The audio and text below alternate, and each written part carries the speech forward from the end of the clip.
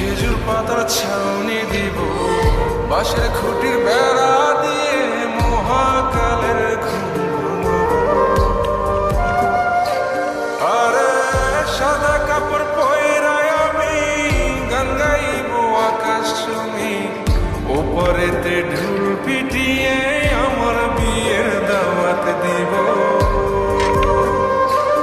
আমি মাটির একান ঘর বানাবো, খেজুর পাতার ছাউনি দিব, বাঁশের খুঁটির বেড়া দিয়ে মহাকালের ঘুম ঘুমাবো।